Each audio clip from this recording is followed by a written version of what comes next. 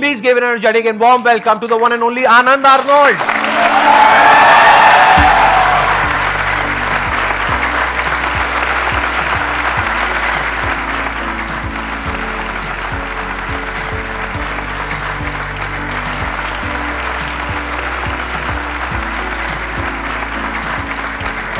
कैसे हैं जी आप?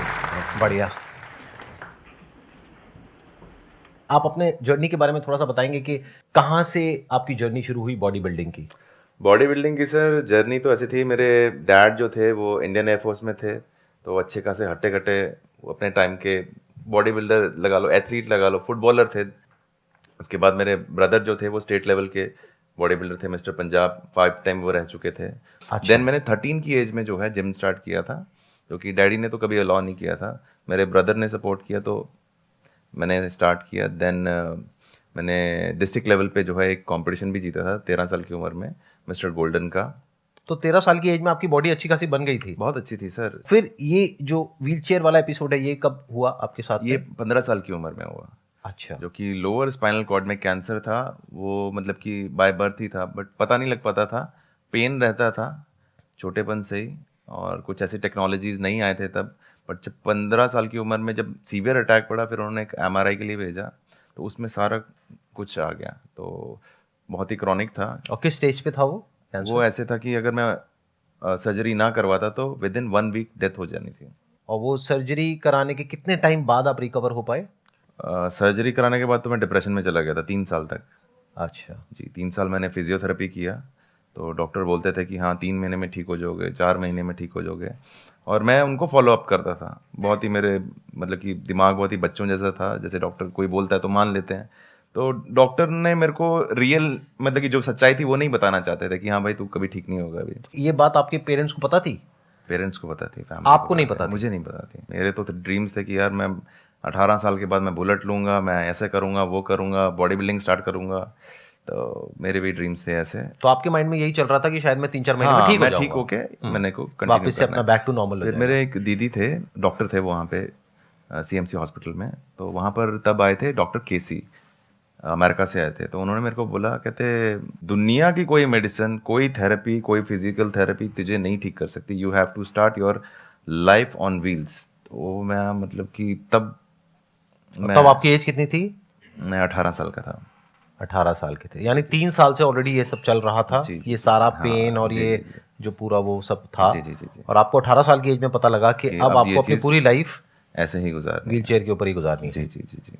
तो फिर उसके बाद क्या था आपका जो रिएक्शन था या आपका जो मेंटल स्टेट था? हाँ, उनके ऑफिस से बाहर निकला जब, तो मेरे तो आंखों से आंसू स्टॉप नहीं हो रहे थे। I understand. और मेरा दोस्त था उस टाइम पे, अमित गिल, वो मुझे लेके आता जाता था। तो जब वो आया तो उसको सब डॉक्टर्स ने बोला ये क्यों रो रहा है ऐसे ऐसे करके, तो वो कहता मुझे पता नहीं। फिर वो मुझे ऐसे ही घुमाने ले गया, तो वो कहता था यार तू एक दिन ओलंपिया, मिस्टर ओलंपिया बनेगा, तेरे आगे पीछे लोग घूमेंगे, ऑटोग्राफ लेंगे, सेल्फी लेंगे। तो मैं मतलब कि सोचता था यार ये बंदा पागल है, ये क्या बोल रहा है, मैं तो व्हीलचेयर पे बैठा हूँ, है ना, तो ये बंदा ओलंपिया की बात कर रहा है। मैंने देखा था कि 2018 में आप मिस्टर ओलंपिया जी में सिल्वर मेडल जीते जी, थे। सिल्वर मेडल और best poser of the year. अच्छा जी, best which is a very big thing. I think mister Olympia में आज तक इंडियन ने कोई मेडल लेकर नहीं आया, और आई think mister Olympia is the biggest platform. उससे ऊपर और कोई प्लेटफॉर्म नहीं है in terms of body building, right?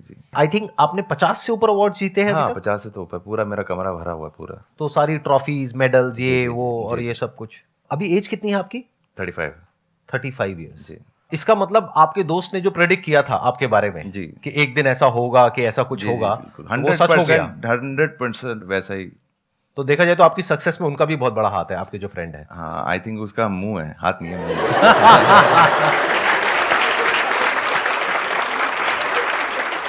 इनकी इस बात से आप आइडिया लगा सकते हो कि लाइफ में एक पॉजिटिव एनवायरनमेंट कितना जरूरी होता है जब हमारे साथ में कुछ बहुत बुरा हो रहा होता है।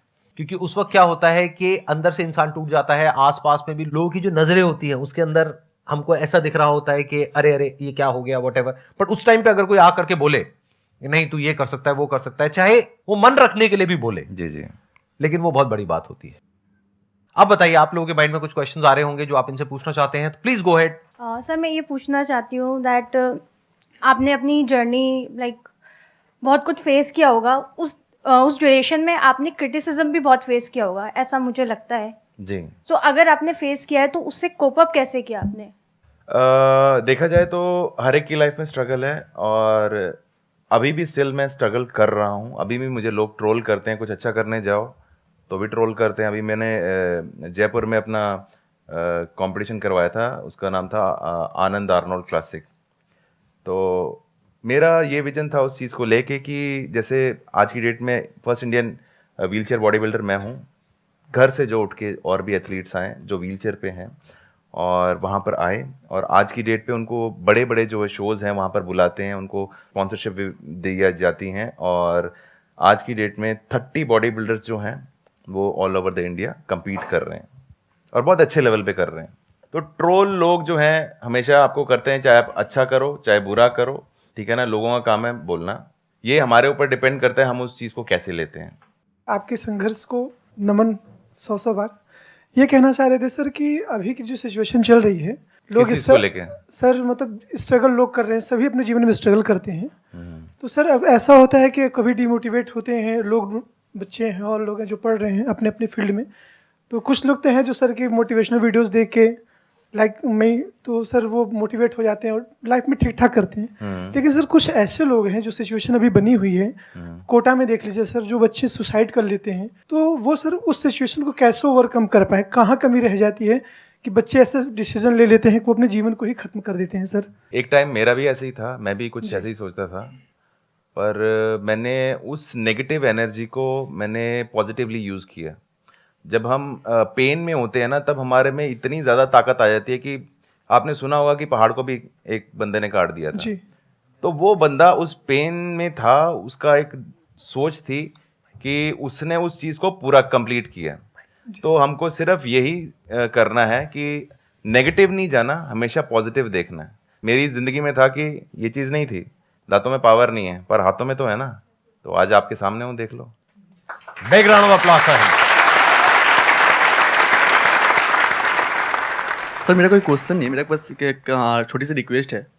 सर आप एक्चुअली मैं यहाँ पे मतलब कि मोटिवेट तो मैं सर वीडियो देख के भी हो जाता हूँ, तो मैं यहाँ कुछ स्किल सीखने आया हूँ। वो है सर मेंटलिज्म का, जो आप कुछ दिन से एक्ट परफॉर्म कर रहे हैं यहाँ पे। उसकी मेरी फीस है 1.5 लाख रुपए। अगर आप सीखना चाहते हो तो I don't have any- आप पैसे डिपॉजिट कराओ और फिर करते हैं। हम सर कोई दिक्कत नहीं है, सर फी मतलब पे करेंगे, कोई दिक्कत नहीं है। तो दो, क्योंकि 1.5 लाख रुपए दो। सर आप 1.5 लाख छोड़ो, पहले 150 रुपए तो दो।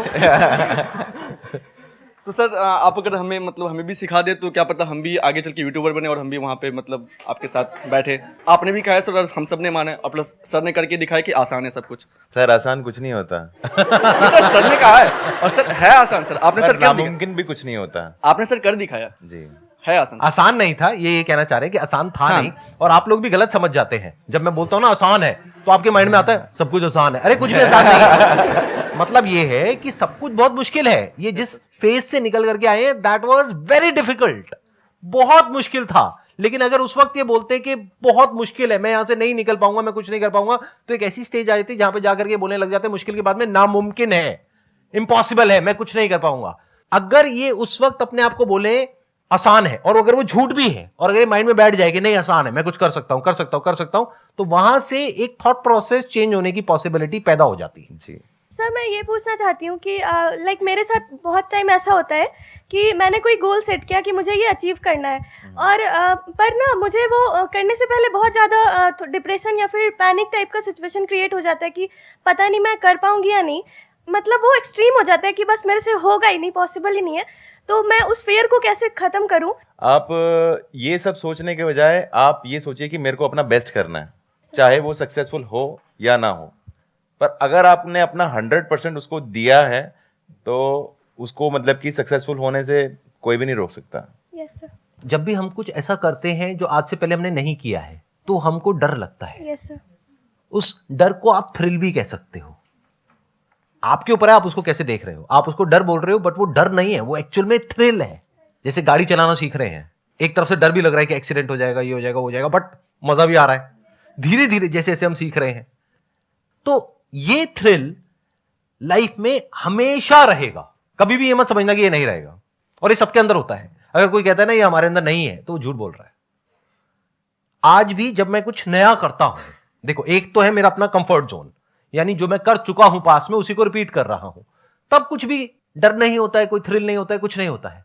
पर जैसे ही हम कुछ ऐसा करते हैं जो आज से पहले हमने नहीं किया है, तो अंदर से डाउट आता है कि पता नहीं मैं कर पाऊंगा नहीं कर पाऊंगा, कहीं मैं फेल तो नहीं हो जाऊंगा, कहीं कुछ गलत ना हो जाए, ये ना हो जाए। बट ये अच्छा है। कुछ लोग क्या है, इसको एंजॉय करते हैं, तो वो कुछ नया करते रहते हैं लाइफ में। They become legends in their field.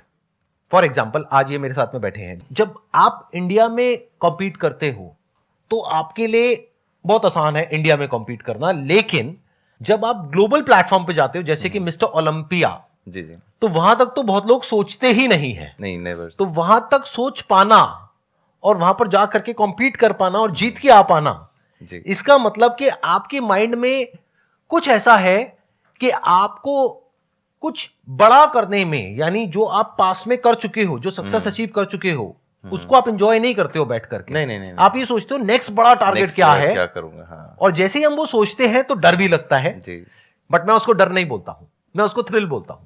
जैसे जब ये मीट सीरीज मैंने शुरू करी थी, तो मेरे अंदर एक डर था, अगर आपकी लैंग्वेज में बोला जाए, और मेरी लैंग्वेज में बोला जाए तो एक थ्रिल था, क्योंकि मैं कुछ नया कर रहा था। उससे पहले अगर आप 10 साल में देखोगे, ना तो मैं कहीं गया ना कोई यहां पर आया, लेकिन पिछले 4 महीने में देखो कितने लोग यहां पर आ गए, सब कुछ ही बदल गया। मतलब पिछले 10 साल में जो मैंने किया उस सबको छोड़ करके एक नया ट्रैक पकड़ लिया। हो सकता है अगले 6 महीने बाद मैं फिर कोई नया ट्रैक पकड़ लूं, जो मुझे खुद भी नहीं पता है, जो आप कहो ये क्या हो रहा है, ये क्या बदतमीजी है। संदीप सर को तो हम देखते थे ये सोच करके कि वो एक मोटिवेशनल स्पीकर है, अब वो मेंटलिस्ट बन गए हैं। तो I am not attach to my past success और failure, I am not attach to my future success और failure, I am attach to doing something new, क्योंकि वहीं पे थ्रिल है, वही जिंदगी है। समझ रहे हो? कुछ नया क्रिएट करना ही तो लाइफ है।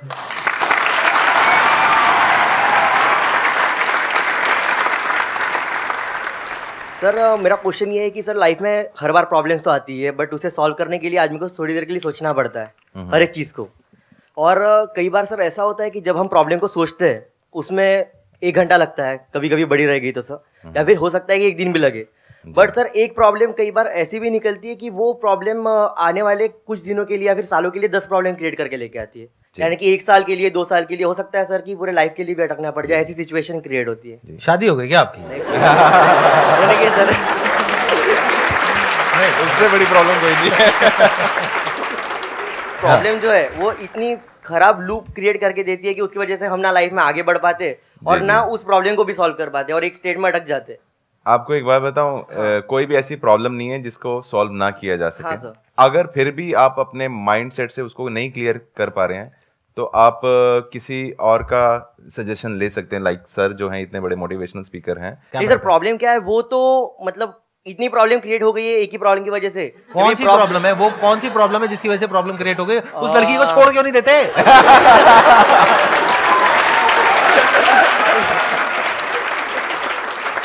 सर छोड़ भी नहीं सकते।